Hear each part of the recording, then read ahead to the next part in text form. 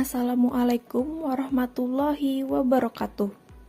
Halo semuanya, kami dari kelompok 8 akan membawakan materi berjudul Kepemimpinan dalam Organisasi dalam mata kuliah Perilaku Organisasi. Adapun nama anggota kelompok kami sebagai berikut.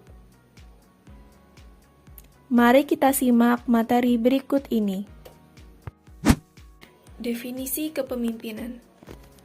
Menurut Nordhaus Peter K., 2021, kepemimpinan adalah suatu proses di mana seorang individu memengaruhi sekelompok orang untuk mencapai tujuan bersama. Definisi ini menekankan bahwa kepemimpinan bukan hanya berkaitan dengan posisi atau jabatan formal, tetapi lebih kepada interaksi dinamis antara pemimpin dan pengikut yang berorientasi pada pencapaian kolektif. Adapun menurut Robin dan Judge 2017, ia mengemukakan bahwa kepemimpinan adalah kemampuan untuk mempengaruhi suatu kelompok dalam pencapaian misi atau serangkaian tujuan. Pandangan ini menyoroti pentingnya kapasitas seorang pemimpin dalam memberikan arahan strategis dan menyatukan visi tim agar bergerak serempak menuju hasil yang diharapkan. Kepemimpinan dalam organisasi bukan hanya perihal pengaruh individual, tetapi juga tentang menciptakan keselarasan tujuan dan motivasi dalam struktur kolektif kerja. Dengan demikian, kepemimpinan merupakan suatu proses dinamis yang melibatkan kemampuan individu untuk memengaruhi, mengarahkan, dan menyatukan sekelompok orang dalam mencapai tujuan bersama. Fungsi kepemimpinan dalam organisasi. Adapun fungsi kepemimpinan dalam organisasi sebagai berikut. 1. Mengarahkan dan menentukan tujuan organisasi. Pemimpin bertanggung jawab dalam menetapkan arah organisasi, menyusun tujuan strategis, serta memastikan seluruh anggota memahami dan berkomitmen terhadap tujuan tersebut. Kemudian ada motivasi dan memberdayakan anggota. Pemimpin yang efektif mampu membangkitkan semangat kerja dan memberdayakan potensi setiap anggota tim. Hal ini dilakukan melalui penghargaan, pengakuan, pelatihan, dan menciptakan lingkungan kerja yang mendukung pertumbuhan individu. Mengelola dan mengarahkan perubahan. Pemimpin memiliki fungsi untuk menjadi agen perubahan, change agent, yang mampu mendorong transformasi organisasi secara strategis. Mereka harus menyampaikan urgensi perubahan, memfasilitasi transisi, serta menjaga stabilitas selama proses berlangsung. Membangun budaya organisasi. Kepemimpinan membentuk dan mempertahankan nilai-nilai inti dalam organisasi. Melalui tindakan dan komunikasi sehari-hari, pemimpin memengaruhi budaya kerja, etika profesional, serta perilaku yang diadopsi oleh seluruh anggota organisasi. Mengkoordinasi dan menyelaraskan tim. Pemimpin memiliki fungsi untuk memastikan bahwa seluruh unit atau individu dalam organisasi bekerja secara terintegrasi dan tidak terkotak-kotak. Mereka bertugas menyinkronkan peran, tanggung jawab, dan sumber daya agar tujuan organisasi dapat tercapai secara efisien. Mengatasi konflik dan mengambil keputusan. Pemimpin menjadi mediator yang adil serta pengambil keputusan yang cepat dan tepat. Dalam situasi kompleks, mereka harus menimbang berbagai kepentingan tanpa mengorbankan nilai organisasi. Gaya-gaya kepemimpinan. Adapun gaya-gaya kepemimpinan sebagai berikut. 1. Gaya kepemimpinan transformasional. Pemimpin dengan gaya ini dapat dipercaya untuk membangkitkan semangat dan motivasi tim bekerja lebih baik dari yang diharapkan. Mereka selalu berpikir ke depan, membantu mengembangkan kemampuan setiap anggota tim dan menciptakan suasana kerja yang positif melalui komunikasi yang menginspirasi dan dukungan yang tulus. Gaya kepemimpinan otoriter. Pemimpin otoriter membuat semua keputusan sendiri dan mengatur semua kegiatan tim tanpa banyak mendengar pendapat anggota. Cara ini berguna saat ada situasi mendesak, namun jika terus digunakan bisa membuat tim kurang kreatif dan tidak aktif berpartisipasi. Gaya kepemimpinan demokratis. Pemimpin demokratis suka mengajak anggota tim untuk ikut dalam pengambilan keputusan, mendorong diskusi terbuka, dan menghargai masukan dari setiap orang. Pendekatan ini membuat tim merasa lebih memiliki tanggung jawab dan menghasilkan ide-ide baru. Gaya kepemimpinan situasional. Pemimpin situasional dapat dipercaya untuk menyesuaikan cara memimpinnya sesuai dengan kondisi yang ada dan kemampuan timnya. Mereka bisa ketat dalam memberi arahan atau memberikan kebebasan penuh, tergantung pada apa yang dibutuhkan saat itu.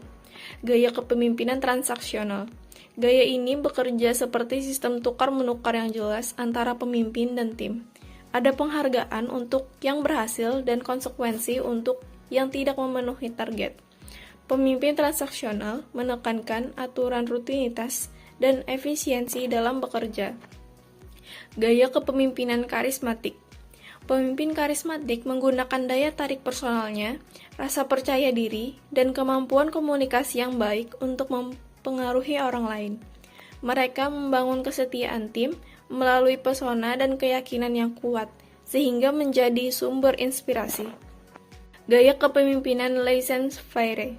Gaya ini memberikan kebebasan penuh kepada tim untuk membuat keputusan dan menjalankan pekerjaan mereka sendiri. Pemimpin hanya sedikit ikut campur dan memberikan arahan seperlunya, cocok untuk tim yang sudah berpengalaman dan bisa bekerja mandiri.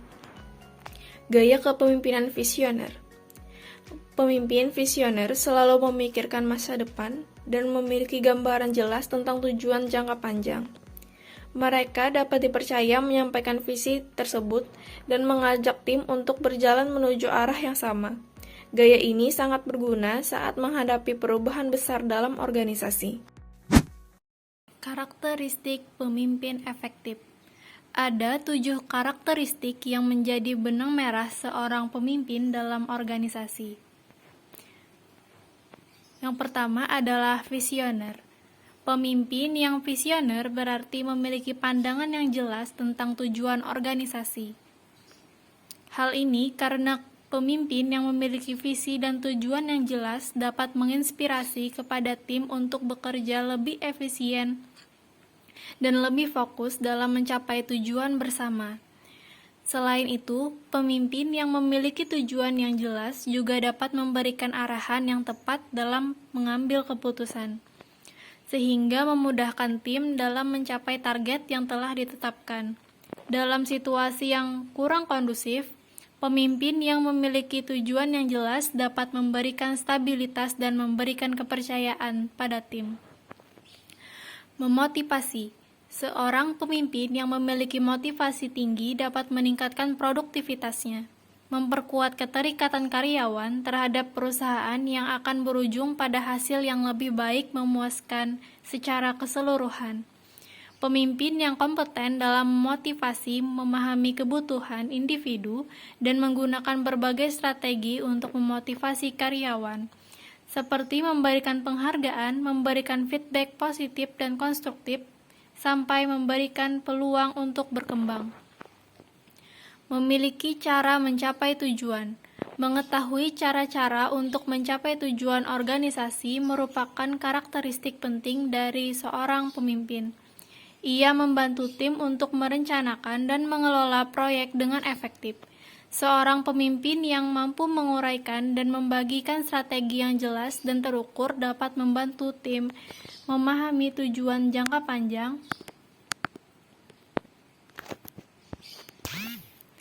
dan tugas mereka secara detail. Ini berdampak pada bawahannya sehingga dapat memprioritaskan tugas dan bekerja secara efektif. Karakteristik ini juga memungkinkan pemimpin untuk memperkirakan risiko dan kendala yang mungkin terjadi, dan mengambil tindakan yang tepat untuk memastikan keberhasilan bersama. Memiliki empati. Memiliki empati amat penting dalam memimpin dan mengelola sebuah tim. Memiliki kemampuan untuk memahami perasaan dan pandangan unik anggota tim dapat membantu membangun hubungan yang baik antara pemimpin dan anggotanya.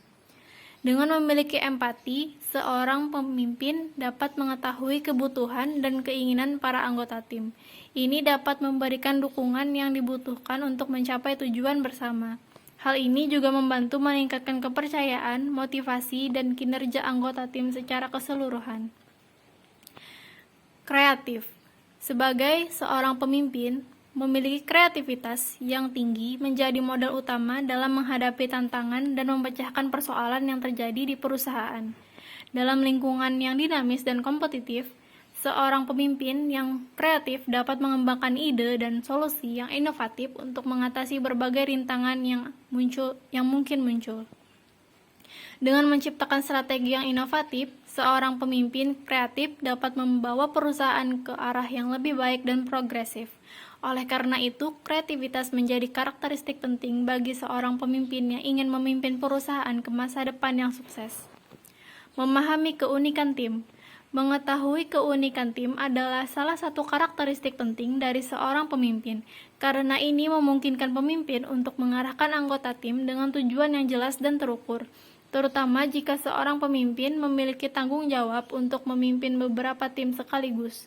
Dengan pemahaman yang jelas tentang keunikan setiap tim yang berada di bawahnya, seorang pemimpin dapat mengkoordinasikan upaya setiap karyawan dalam mencapai tujuan tim dan mengelola harapan dan ekspektasi secara lebih demokratis.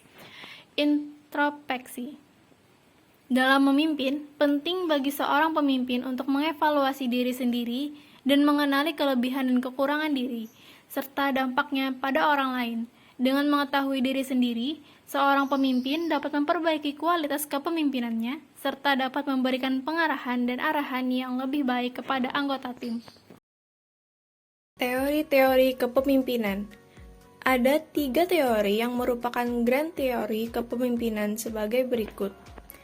Teori sifat. Teori ini berpendapat bahwa kepemimpinan dapat dikenali dari sifat-sifat atau karakteristik khusus yang dimiliki seseorang. Menurut pendekatan ini, terdapat ciri-ciri penting seperti kondisi fisik, kemampuan bersosialisasi, dan tingkat kecerdasan yang merupakan faktor utama untuk menjadi pemimpin yang efektif. Ciri-ciri ini dianggap sebagai bakat alami yang sudah ada sejak lahir. Teori perilaku. Teori ini meyakini bahwa siapa saja dapat belajar dan mengembangkan kemampuan untuk menjadi pemimpin yang efektif, tanpa harus bergantung pada bakat atau sifat alami yang sudah ada sejak lahir.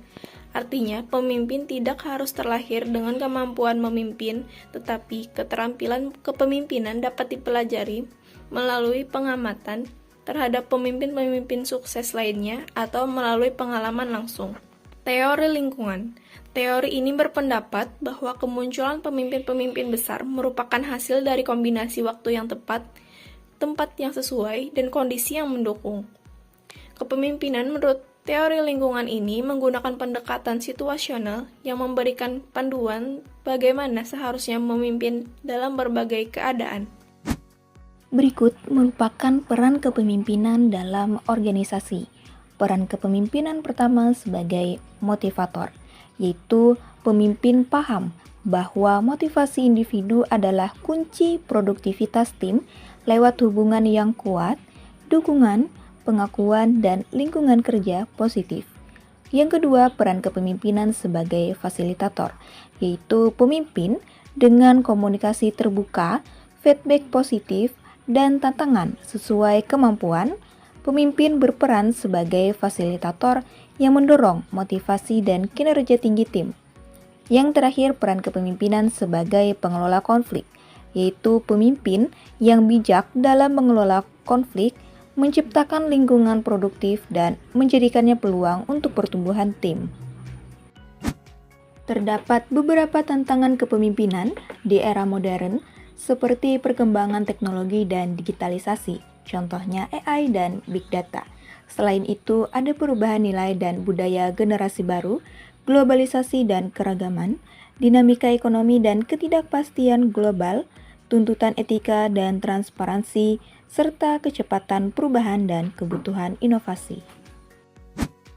Studi kasus yang kami angkat adalah mengenai gaya kepemimpinan otoriter di PT Garuda Indonesia.